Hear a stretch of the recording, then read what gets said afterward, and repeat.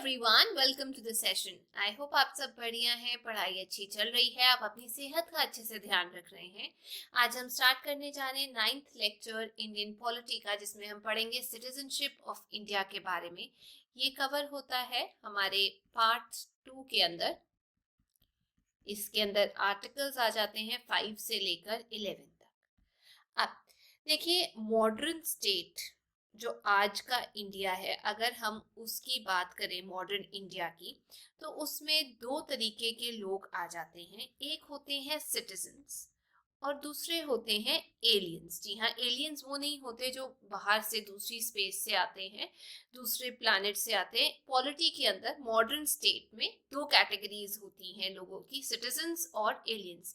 जो सिटीजन्स होते हैं वो फुल मेंबर्स होते हैं उस कंट्री के, जैसे इंडिया की बात की जाए, और उनको कुछ बेसिक राइट्स दिए जाते हैं, जैसे राइट अगेंस्ट डिस्क्रिमिनेशन, जो नहीं किया जाएगा on the basis of religion, race, caste, मतलब कोई ऐसे आपके पास भेदभाव नहीं किया जाएगा, इक्वल अपॉर्चुनिटी दी जाएगी, freedom of speech and expression है, आपके पास राइट है वोट करने का इलेक्शन में, आपके कल्चरल एजुकेशनल राइट्स प्रोटेक्ट किए जाएंगे, आप मेंबर बन सकते हैं पार्लियामेंट के, स्टेट लेजिस्लेटिव असेंबली के, और आप कोई भी पब्लिक ऑफिस जो है वो होल्ड कर सकते हैं।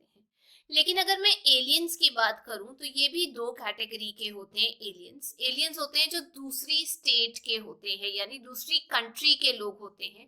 अब कुछ एलियंस जो हैं वो हमारे फ्रेंडली हैं, जिनके साथ हमारे रिश्ते जो हैं अच्छे हैं नेशंस के साथ, वहां से जो लोग होते हैं उनको हम फ्रेंडली एलियंस बोलते हैं। और दूसरे होते हैं एनिमी एलियंस, जिन देशों के साथ हमारे जो रिश्ते हैं वो ठीक नहीं है, जो देश इंडिया के साथ वॉर में है, उनको हम एनिमी एलियंस बोलते हैं, जो लोग उस देश से आते हैं। इन लोगों को थोड़े कम राइट्स होते हैं as compare to friendly aliens. जैसे फ्रेंडली एलियंस जो हैं, इनको इतनी जल्दी हम लोग अरेस्ट नहीं करते, डिटेंशन के लिए अगर इनको अरेस्ट किया जाता है तो कुछ राइट्स दिए जाते हैं। लेकिन एनिमी एलियंस जो है वो थोड़े कम राइट्स इंजॉय करते हैं इस रिस्पेक्ट में। अब आप बात करें मॉडर्न इंडिया की, लेकिन इंडिया की आजादी से पहले जब हमारा कॉन्स्टिट्यूशन नहीं बना था, उस टाइम पे इंडियन सिटीजनशिप का कोई कॉन्सेप्ट नहीं था। हम सब लोग जो कि ब्रिटिश इंडिया में रहते थे, उस टाइम पे इंडियंस को रूल किया जा रहा था बाय ब्रिटिशर्स, तो जो लोग ब्रिटिश इंडिया में रहते थे वो डायरेक्टली अंडर द क्राउन आते थे। मतलब ये कि वो लोग ब्रिटिश सब्जेक्ट्स थे, सिटीजन्स भी नहीं बोलते, सब्जेक्ट्स थे, जिनको ब्रिटिश नेशनल एक्ट्स जो थे वो गवर्न करते थे। और जो लोग प्रिंसली स्टेट्स में रहते थे, मतलब जो इंडिपेंडेंट एग्जिस्टेंस रखते थे, उनके पास जो स्टेटस था, सिटीजनशिप का स्टेटस नहीं था, लेकिन उनको ये स्टेटस दिया गया था कि ठीक है, तुम ब्रिटिश प्रोटेक्टेड पर्सन्स हो। क्योंकि इंडिया उस टाइम पे दो पार्ट्स में था, एक ब्रिटिश प्रोविंसेस थे, एक प्रिंसली स्टेट्स थे। तो प्रिंसली स्टेट्स के अंदर रूल कर रहे थे, रूलर्स थे, तो उनको ये बोला कि ठीक है, तुम ब्रिटिश प्रोटेक्टेड पर्सन्स की कैटेगरी में आ जाते हो, और जो बाकी ब्रिटिश इंडिया के लोग हैं वो क्राउन के अंदर हैं डायरेक्टली, और उनको हम ब्रिटिश सब्जेक्ट्स बोलते हैं। अब सिटीजनशिप जो हम एक्वायर कर सकते हैं इंडिया के अंदर, वो 5 तरीके से एक्वायर कर सकते हैं, उसके बारे में हम डिटेल में पढ़ेंगे। लेकिन जो क्वेश्चन पेपर में पूछा जाता है, इंडिया में अगर आपने प्रेसिडेंट का ऑफिस होल्ड करना है तो आप सिटीजन हो सकते हैं बाय बर्थ भी, और आप सिटीजन हो सकते हैं बाय नेचुरलाइजेशन, या नेचुरलाइज्ड सिटीजन भी हो सकते हैं। अब ये क्या होता है, हम ये आगे पढ़ेंगे जब हम पढ़ेंगे कि किस किस तरीके से आप इंडिया की सिटीजनशिप एक्वायर कर सकते हैं। तो क्वेश्चन ये पूछा जाता है कि क्या इंडिया में प्रेसिडेंट बनने के लिए आप बाय बर्थ होना जरूरी है या नेचुरलाइज सिटीजन भी बन सकते हैं? तो दोनों कैटेगरीज है। ये क्यों बताया? क्योंकि यूएसए में अगर आप प्रेसिडेंट बनना चाहते हैं तो उसके लिए वहां पे बर्थ होना बहुत जरूरी है। नेचुरलाइज्ड कैटेगरी के अंदर जो बंदा आता है वो एलिजिबल नहीं होता वहां पे प्रेसिडेंट बनने के लिए। ये क्वेश्चन पूछा जाता है। अब हमने पढ़ा कि जो हमारे कॉन्स्टिट्यूशनल प्रोविजंस हैं सिटीजनशिप को जो डील करते हैं, वो आ जाते हैं आर्टिकल नंबर 5 से लेकर 11 तक, और वो कवर होते हैं पार्ट 2 के अंदर। अब इसमें कोई परमानेंट या इलैबोरेट प्रोविजन नहीं दिया गया कि ये हो तो ये होगा। इसको डिफाइन करने के लिए कि एक इंसान जो है, सिर्फ ये बताया गया कि 26 जनवरी 1950 जब इंडिया को हमने एक रिपब्लिक डिक्लेयर किया था, वो लोग उस टाइम पे जो इंडिया में थे वो ऑटोमेटिकली इंडिया के सिटीजन बन गए थे। लेकिन उसके बाद बहुत सारी प्रॉब्लम्स हुई, माइग्रेशन हुई, उसके बाद कुछ लोगों ने अपनी सिटीजनशिप लूज कर दी क्योंकि पार्टीशन की वजह से वो पाकिस्तान चले गए थे। तो उसके बाद जो प्रॉब्लम्स आई फॉर लॉस, या आप कह सकते हैं एक्विजिशन की, हमें हासिल करना है सिटीजनशिप को लेके, वो पावर जो है वो पार्लियामेंट के पास है। पार्लियामेंट, याद रखना, आज की डेट में एक्वायर करना, लूज करना, ये कैसे डील होता है, पार्लियामेंट उसके ऊपर टाइम टू टाइम लॉ बनाता रहता है, सिटीजनशिप को लेके उसके ऊपर लॉ बनते हैं। अब इसमें एक इम्पॉर्टेंट आर्टिकल है जो आपको पता होना चाहिए, आर्टिकल 9। वो ये बोलता है कि अगर कोई भी इंसान एक्वायर कर लेता है सिटीजनशिप किसी फॉरेन नेशन की, किसी फॉरेन स्टेट की, तो वो इंडिया की सिटीजनशिप को लूज कर देता है, मतलब आप इंडिया के सिटीजन नहीं रहते। और ये पावर किसके पास है डिक्लेयर करने की कि आप इंडिया के सिटीजन हैं या नहीं है? वो पार्लियामेंट डिसाइड करता है कि किसको हमने सिटीजनशिप किसकी टर्मिनेट करनी है या कोई और मैटर है सिटीजनशिप को लेकर, वो आर्टिकल 11 के अंदर पार्लियामेंट के पास पावर है। तो अभी तक मैंने आपको दो चीजें बताई। आर्टिकल 9 के अंदर ये है कि भाई फॉरेन स्टेट या किसी फॉरेन कंट्री की अगर आप सिटीजनशिप ले लेते हैं तो इंडिया के सिटीजन आप नहीं रहते, क्योंकि इंडिया ये बोलता है कि आपके पास एक ही पासपोर्ट होगा। आई नो अभी दिमाग में क्या आएगा, हमने तो ओसीआई पढ़ा है, वो क्या है बताती हूँ। अभी के लिए याद रखो कि इंडियन सिटीजन्स के पास एक ही पासपोर्ट होता है, दो पासपोर्ट नहीं होते। तो अगर आपने किसी और नेशन की सिटीजनशिप एक्वायर कर ली तो डेफिनेटली आप इंडिया के जो फुल फ्लेज्ड पॉलिटिकल मेंबरशिप है या सिटीजनशिप है, आप उससे अपने हाथ धो बैठेंगे। अब हम चलते हैं कि पार्लियामेंट ने कैसे अलग अलग तरीके से एक्ट्स बनाए थे, और सबसे पहला एक्ट कौन सा था सिटीजनशिप को लेकर? सबसे पहला एक्ट था जी द सिटीजनशिप अमेंडमेंट एक्ट। और ये एक्ट आया था सबसे पहला वो पूछते हैं इन द ईयर 1955 के अंदर। उसके बाद सब्सिक्वेंट चेंजेस होती रही, जैसे 1986 के अंदर भी एक्ट आया, फिर 1992 के अंदर आया, 2003 के अंदर आया, 2005 के अंदर आया। अब जो लेटेस्ट हमारे पास सिटीजनशिप का एक्ट आया है उसके बारे में जानकारी इकट्ठी करते हैं, क्योंकि उसके बेसिस पे क्वेश्चन आता है। ये आपको पता लग गया, फर्स्ट सिटीजनशिप अमेंडमेंट एक्ट, जिसे CAA भी बोलते हैं, CAA।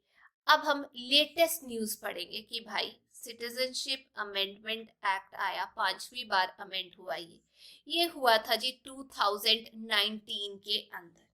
अब इसमें क्या है, इसमें ये बोला गया है, क्योंकि ये क्वेश्चन करंट में पूछा जाएगा, कि हम इंडियन सिटीजनशिप देंगे टू इलीगल माइग्रेंट्स जो इंडिया में एंटर हुए थे, हु एंटर्ड इंडिया ऑन और बिफोर 31 दिसंबर 2014।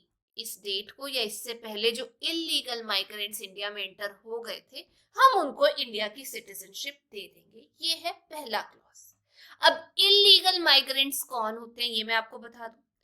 जो इंडिया एंटर हो जाते हैं विदाउट वैलिड डॉक्यूमेंट, आपके पास वीजा नहीं है, पासपोर्ट नहीं है, या आपके पास मान लीजिए वैलिड डॉक्यूमेंट तो है लेकिन जो टाइम है आपकी स्टे का वो आप एक्सीड कर जाते हैं, जितना टाइम है उससे ज्यादा यहाँ पे रह जाते हैं, वो हो जाते हैं इलीगल माइग्रेंट्स, यहीं बस गए।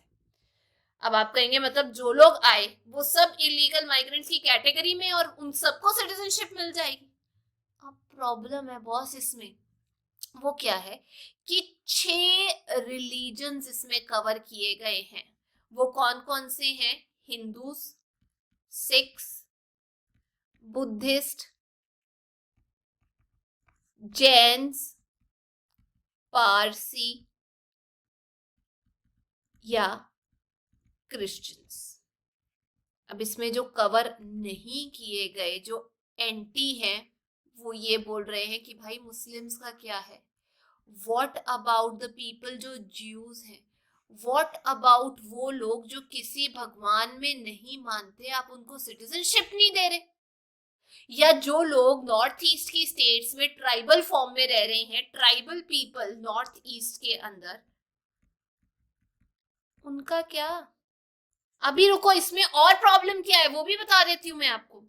ये जो सिक्स रिलीजन के लोग हैं, ये सिर्फ और सिर्फ 3 कंट्रीज से वेलकम्ड है। एक तो अफगानिस्तान से होने चाहिए, या आप बांग्लादेश, या आप एट मैक्स पाकिस्तान से होने चाहिए। तो इसमें प्रॉब्लम क्या आ रही है भाई, और भी तो नेबरिंग स्टेट्स हैं हमारे कंट्री को जो बॉर्डर कर रही हैं, और भी तो कंट्रीज हैं। जैसे भाई नेपाल का क्या स्टेटस है, भूटान में क्या बोलोगे, म्यांमार को क्या जवाब दोगे, वहां से भी तो कंट्रीज के, वहां के भी तो लोग आ रहे हैं, लेकिन आपने तो सिर्फ 3 देश के लोगों को कवर किया है। प्लस आप ऑलरेडी मुस्लिम्स को नहीं कवर कर रहे, ज्यूज को नहीं कवर कर रहे, एथीस्ट को नहीं कवर कर रहे, जो नहीं मानते रिलीजन में। तो ये है जी 2019 का सिटीजनशिप अमेंडमेंट एक्ट, जो बहुत इंपॉर्टेंट है। करंट फॉर्म में कौन सी डेट से पहले आ सकते हैं, कौन से रिलीजन्स कवर्ड है और कौन सी कंट्रीज कवर्ड है इसके अंदर। अब हम पढ़ने जा रहे हैं एक्विजिशन ऑफ सिटीजनशिप। आप कैसे एक्वायर कर सकते हैं। सबसे पहला तरीका बाय बर्थ, यानी कि आपका बर्थ इंडिया में हुआ और आपने इंडिया की जो नेशनैलिटी है वो हासिल कर ली। दूसरा बाय डिसेंट, यानी कि ये कुछ टाइम तक एटलीस्ट ऐसा होता था कि जब आपके पेरेंट्स इंडियन सिटीजन हैं तो ऑटोमेटिकली अगर आपका बर्थ इंडिया में होता है तो आपको इंडिया की सिटीजनशिप मिल जाएगी। बेशक आपका बर्थ इंडिया में हो रहा है या इंडिया से बाहर कहीं पे हो रहा है, तो आपको इंडिया की सिटीजनशिप मिल जाएगी। ये चल रहा था टिल 1992। फिर 1992 से लेके 2004 तक बोला कि भाई अगर आपका बर्थ जो है इंडिया के बाहर हो रहा है या इंडिया में हो रहा है, लेकिन उस टाइम पे आपके पेरेंट्स में से एक जो पेरेंट है वो इंडिया का सिटीजन है, तो आपको सिटीजनशिप मिल जाएगी बाय डिसेंट, कि मेरे पापा तो यहाँ के ही सिटीजन है। फिर 2004 ऑनवर्ड्स ये बोला गया कि अगर आपके बच्चे का बर्थ बाहर हो रहा है इंडिया से और वो इंडिया का जो सिटीजन है वो बाय डिसेंट नहीं हो सकता अनलेस आप उसके बर्थ पे इंडिया के कॉन्सुलेट पे जाकर 1 साल के अंदर अंदर आप उसकी परमिशन लेते हो सेंट्रल गवर्नमेंट से कि भाई हम इसको इंडिया का सिटीजन बनाना चाहते हैं, तभी हो सकता है, अदरवाइज नहीं हो सकता। मतलब 2004 ऑनवर्ड जो बच्चे का बर्थ इंडिया से बाहर हुआ है उसको ऑटोमेटिकली इंडिया का सिटीजन नहीं डिक्लेयर किया जाएगा बाय डिसेंट, उसके लिए कुछ लीगल फॉर्मेलिटीज आपको करनी पड़ेंगी बर्थ में।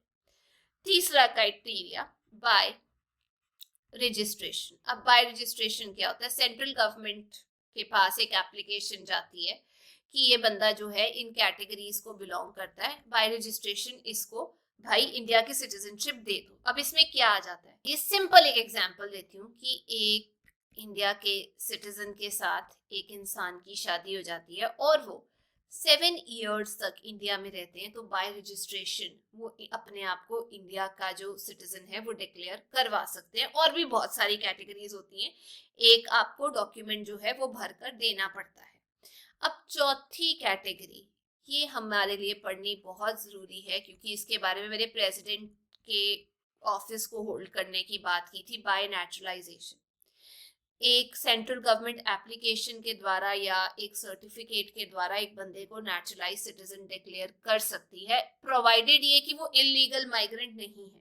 अब नेचुरलाइजेशन कब कब मिल सकता है, ये तब मिल सकता है कि अगर किसी इंसान ने, मान लीजिए उसका सरकार को लगता है कि भाई साहब बहुत सही कैरेक्टर का इंसान है, या उसके पास इतनी नॉलेज है जो हमारी 8th शेड्यूल में लैंग्वेजेस नहीं दी होती, उसके अंदर उस बेचारे को अच्छे से नॉलेज है, मतलब कोई एक लैंग्वेज वो जानता है अच्छे से, या आप कह लीजिए उस इंसान ने सोसाइटी के लिए कोई अच्छा काम किया है या सर्विस की है गवर्नमेंट ऑफ इंडिया के लिए या इंटरनेशनल ऑर्गेनाइजेशन के लिए, या कोई ऐसा नाम उसने हासिल किया डिस्टिंग्विश सर्विस में जो साइंस की फील्ड में हो, फिलॉसफी की फील्ड में हो, आर्ट्स की फील्ड में हो, लिटरेचर में हो, वर्ल्ड पीस में हो, तो ऑटोमेटिकली ये अच्छा काम करने के तौर पे उसको इंडिया की सिटीजनशिप भाई ग्रांट कर दी जाएगी। तो अभी मैंने आपको बताया बाय नेचुरलाइजेशन भी जो इंसान सिटीजनशिप एक्वायर करता है वो इंडिया के प्रेसिडेंशियल इलेक्शंस में खड़ा हो सकता है।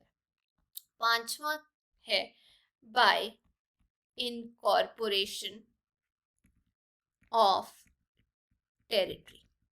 मान लीजिए इंडिया ने कोई एरिया अपने कंट्रोल में कर लिया, अपने यूनियन के अंदर मर्ज कर लिया, तो ऑटोमेटिकली उस एरिया के जो लोग हैं वो इंडिया की स्पेसिफिक सिटीजनशिप के हकदार हो जाएंगे या नहीं होंगे। तो इसीलिए हमने ये बोला है कि बाय इनकॉर्पोरेशन ऑफ टेरिटरी आप इंडिया के सिटीजन बन सकते हैं। अब हमने सिटीजनशिप के 5 तरीके पढ़ लिए, मैं दोबारा बता रही हूँ। सबसे पहला बाय बर्थ, जन्म होने से। बाय डिसेंट, माँ बाप हैं सिटीजन तो बच्चा हो जाएगा। फिर शादी होने के बाद रजिस्ट्रेशन से। उसके बाद नेचुरलाइजेशन, आपने कोई बहुत अच्छा काम किया है, कोई लैंग्वेज आपको पता है और बहुत सारे क्राइटेरियाज हैं। या पांचवा बाय इनकॉर्पोरेशन ऑफ टेरिटरी, कोई हिस्सा हमने अपने अंडर ले लिया। अब हम बात करते हैं कि लॉस कब होता है सिटीजनशिप का, आप कब गवाते हैं सिटीजनशिप। देखिए उसके 3 तरीके हैं। सबसे पहला है बाय रिनंसिएशन। अब ये रिनंसिएशन क्या है? अब एक इंसान फुल एज कैपेसिटी में आके बोलता है कि भाई मैं अपनी सिटीजनशिप त्यागना चाहता हूँ, रिनाउंस करना चाहता हूँ। तो रजिस्ट्रेशन होने के बाद कि भाई तुमने त्याग दी इंडियन सिटीजनशिप, वो इंडिया का सिटीजन नहीं रहता। यानी आप ये कह सकते हैं वो वॉलंटरीली अपनी सिटीजनशिप जो है वो गिव अप कर देता है। आगे जाके आपको पता है उसके बच्चे भी इंडियन सिटीजन नहीं बनेंगे अनलेस वो खुद प्रोसेस में नहीं डल के सिटीजनशिप ले लेते। दूसरा तरीका है बाय टर्मिनेशन। अब टर्मिनेशन के केस में ये होता है कि कोई इंडिया का सिटीजन जो है वो वॉलंटरीली, मतलब अपनी मर्जी से जाकर एक्वायर कर लेता है किसी और कंट्री की सिटीजनशिप, तो उसकी इंडिया की सिटीजनशिप क्या हो जाती है? खारिज। क्योंकि आपने किसी और कंट्री की सिटीजनशिप एक्वायर कर ली तो आपकी टर्मिनेट हो जाती है सिटीजनशिप। ठीक है। अब अगली चीज, तीसरा सबसे इंपॉर्टेंट, बाय डेप्रीवेशन। अब ये डेप्रीवेशन क्या होता है? ये आप कह सकते हैं, इसको अक्सर बोला जाता है कंपल्सरी टर्मिनेशन। जबरदस्ती टर्मिनेट करवा दिया गया है। क्यों करवाया गया? इंडियन सिटीजनशिप को बाय द सेंट्रल गवर्नमेंट कराती है इसको। अगर जो सिटीजनशिप है वो आपने बाय फ्रॉड हासिल की थी तो आप गवाही दोगे सिटीजनशिप को। दूसरा, जो सिटीजन है वो डिसलॉयल्टी शो करता है अपनी टुवर्ड्स द कॉन्स्टिट्यूशन, मतलब वो लॉयल नहीं रहता कॉन्स्टिट्यूशन के प्रति। तीसरा, अगर वो अनलॉफुली ट्रेड करता है या कॉमर्स करता है उस देश के साथ या कम्युनिकेट करता है उस देश के साथ जो हमारा एनिमी देश है, जब हमारी खास तौर पे वॉर चल रही है, तो आप धोखा दे रहे हो। या फिर अगर आपने, ये पॉइंट बहुत इंपॉर्टेंट है, 5 साल हुए हैं आपको सिटीजनशिप लिए बाय रजिस्ट्रेशन या बाय नेचुरलाइजेशन, यानी आपने पैदा होके इंडिया की सिटीजनशिप नहीं ली, आपने रजिस्टर करके या कोई अच्छा काम करके आपने सिटीजनशिप ली है, लेकिन आपको उन 5 सालों में से 2 साल जो है जेल में जाना पड़ा, तो आपकी सिटीजनशिप चली जाएगी। मतलब कैरेक्टर पे आ जाता है ना भाई क्वेश्चन। और तीसरा, आप कंटिन्यूसली 7 साल बाहर रहते हो देश से, तो आप अपनी सिटीजनशिप ऑटोमेटिकली बाय डेप्रीवेशन जो है वो गवा देते हो। तो ये कुछ तरीके हैं जिसके आधार पे हमारी जो सिटीजनशिप है वो ले ली जाती है। तो 3 तरीके मैंने आपको बताया। सबसे पहला था रिनंसिएशन, जिसमें आप वॉलंटरीली बोलते हो कि भाई मैं गिव अप कर रहा हूँ। दूसरा, बाय टर्मिनेशन, आपने वॉलंटरली किसी देश की एक्वायर कर ली तो आपकी यहाँ की तो खारिज हो जाएगी ना, ये तो नहीं कि आप यहाँ की भी रखी बैठोगे। तीसरा, बाय डेप्रीविएशन, यानी कंपल्सरी टर्मिनेशन है, भाई फ्रॉड कर रहे हो, डिसलॉयल्टी है कॉन्स्टिट्यूशन को लेके, अनलॉफुली ट्रेड कर रहे हो, कम्युनिकेट कर रहे हो एनिमी नेशन के साथ जब लड़ाई चल रही है, या 5 साल ही हुए आपको रजिस्ट्रेशन से या नेचुरलाइजेशन से सिटीजनशिप लिए और उसमें से आप कुछ 2 साल जेल भी लगाए हैं, तो ये तो गलत है। या आप 7 साल तक कंटिन्यूसली देश से बाहर रह रहे हैं, तो ऑफ कोर्स यही लगे ना कि भाई वो तो बाहर ही रहना चाहता है, तो इसीलिए आपकी सिटीजनशिप चली जाएगी। अब आप बोल रहे थे, कुछ लोगों के कमेंट्स आ रहे थे लास्ट क्लास के अंदर कि भाई OCI का मतलब बताओ। देखो, 2 कैटेगरीज होती हैं, एक है OCI जिसे हम बोलते हैं ओवरसीज सिटीजन ऑफ इंडिया, और OCI से पहले था PIO यानी पर्सन ऑफ इंडियन ओरिजिन। ये भी कार्ड होल्डर्स होते हैं, इनके पास कार्ड होल्डर। अब हुआ क्या, 2014 के अंदर मोदी सरकार ने बोला कि हम मर्ज कर देंगे PIO को और OCI को, और रिजल्ट OCI ही निकलेगा। अब OCI होता क्या है? जो OCI लोग हैं, हम ये नहीं कहेंगे दे आर सिटीजन्स, उनके पास इंडिया की सिटीजनशिप नहीं होती है। ये एक फॉर्म है ऑफ परमानेंट रेजिडेंसी जो अवेलेबल होता है to people of Indian origin. कई बार जब आपको बार बार इंडिया आना पड़ता है, आपको वीजा लेना पड़ता है ना, और प्रोसीजर्स होते हैं कि वो यहाँ पर इंडिया में आ सकते हैं, खुद उनके स्पाउसेस भी आ सकते हैं, they can live, they can work in India indefinitely, मतलब जितनी देर तक वो चाहे, वो वीजा मतलब उनको लगवाना नहीं पड़ेगा, वो आ सकते हैं, काम कर सकते हैं। एक परमानेंट रेजिडेंसी का टाइटल है, ये नहीं है मैंने बोला कि उनके पास सिटीजनशिप है, they don't hold the citizenship. अब if they don't hold the citizenship, that definitely means they have no right to vote. ना तो उनके पास राइट टू वोट है, ना ही उनके पास राइट है to hold, no right to hold a public office, पब्लिक ऑफिस भी नहीं होल्ड कर सकते। और अगर आप पूछेंगे कि भाई ये जो सिटीजनशिप OCI का क्राइटेरिया है, ये कब इंट्रोड्यूस किया गया था, ये इंट्रोड्यूस किया गया था ये वाले एक्ट के अंदर इन द ईयर 2005। 2005 में हमें इंट्रोड्यूस करवाया गया था OCI से, सिटीजनशिप अमेंडमेंट एक्ट 2005 OCI को लेकर आया था। लेकिन आपको OCI तब भी नहीं मिल सकती अगर आपने कभी एक्वायर की थी पाकिस्तान की या बांग्लादेश की सिटीजनशिप, मतलब कभी भी आप सिटीजन रहे पाकिस्तान या बांग्लादेश के, तो भी आपको OCI नहीं मिल पाएगी उस क्राइटेरिया के अंडर इंडिया की रेजिडेंसी। तो ये था सिटीजनशिप को लेके आज का लेक्चर। आई होप आप लोगों को समझ आ गया है। बस ये याद रखना कि OCI जो लोग हैं उनको बेनिफिट ये है कि मल्टीपल एंट्री मिल जाएगी, मल्टीपर्पज लाइफ लॉन्ग वीजा मिल जाता है, लिविंग वर्किंग कंडीशन मिल जाती है इंडिया में, है ना, ऑटोमेटिकली। बस वो इंटाइटल नहीं होते कि वो कोई कॉन्स्टिट्यूशनल पोस्ट होल्ड कर पाए या कोई एम्प्लॉयमेंट गवर्नमेंट के साथ ले पाए, और ना ही वो वोट कर सकते हैं। तो ये थी आज की क्लास। आई होप आप लोगों को समझ आ गई है। अगर आपको वीडियो अच्छा लगा तो please like, share and subscribe. अब हम नेक्स्ट क्लास में मिलेंगे जिसमें हम पढ़ेंगे part 3 of Indian constitution. Till then take care, bye bye.